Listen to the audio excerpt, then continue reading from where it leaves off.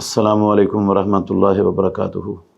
قربانی کن مقاصد کے لیے کی جاتی ہے اور اس کا فلسفہ کیا ہے؟ محترم ناظرین کرام، قربانی اسلامی شعائر میں سے ایک بڑا شعار ہے اور اللہ رب العالمین کی عبادتوں میں سے نہایت اہمیت والی عبادت ہے۔ اللہ مالک الملک نے آدم علیہ السلام سے لے کر محمد الرسول اللہ صلی اللہ علیہ وسلم تک کسی بھی امت کو قربانی سے مستثنیٰ نہیں رکھا۔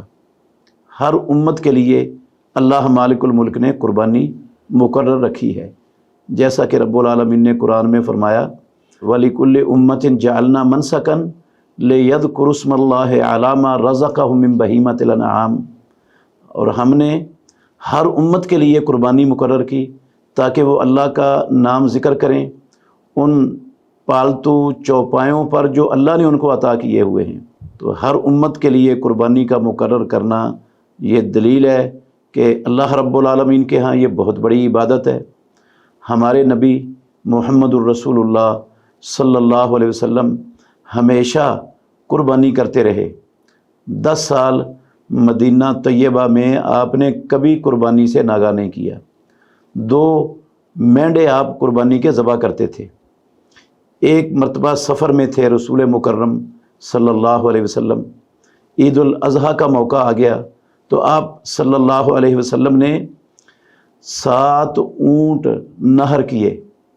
ہر اونٹ اس کی خواہش یہ تھی کہ وہ آگے بڑھ رہا تھا کہ پہلے محمد الرسول اللہ صلی اللہ علیہ وسلم کے ہاتھ سے میں اللہ کی راہ میں قربان ہوں۔ سنن ابو داود کی حدیث کے یہ لفظ ہیں۔ اللہ کے نبی کے اور صحابہ کے مدینہ طیبہ میں معاشی حالات بہت کمزور تھے۔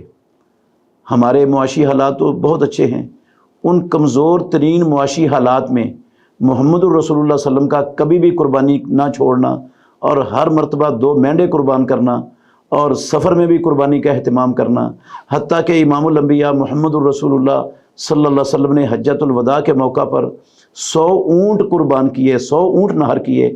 63 کو آپ صلی اللہ علیہ وسلم نے اپنے مبارک ہاتھوں سے نہر کیا اور باقیوں کو نہر کرنے کے لیے حضرت علی رضی اللہ عنہ کی ڈیوٹی لگا دی۔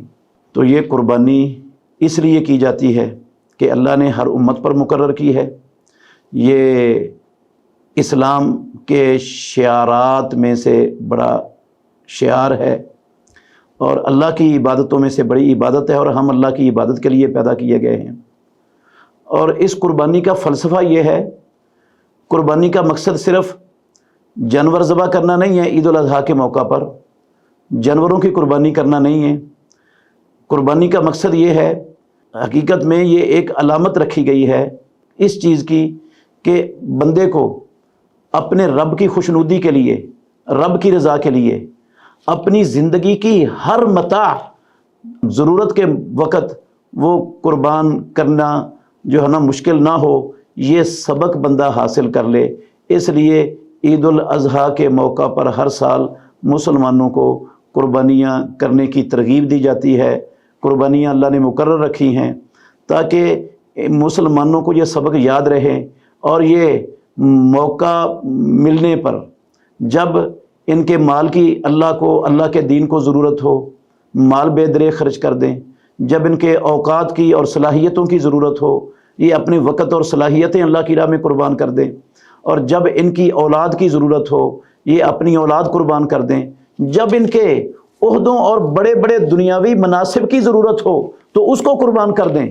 اور اگر انہیں اپنی جان بھی اللہ رب العالمین کی خوشنودی اور اس کی رضا کی خاطر اس کی زمین پر اس کے دین کو غالب کرنے کے لیے، اللہ کی زمین پر امن و سلامتی قائم کرنے کے لیے اگر اپنی جان بھی دینی پڑے تو اپنی جان دینے سے بھی بندہ دریغ نہ کرے۔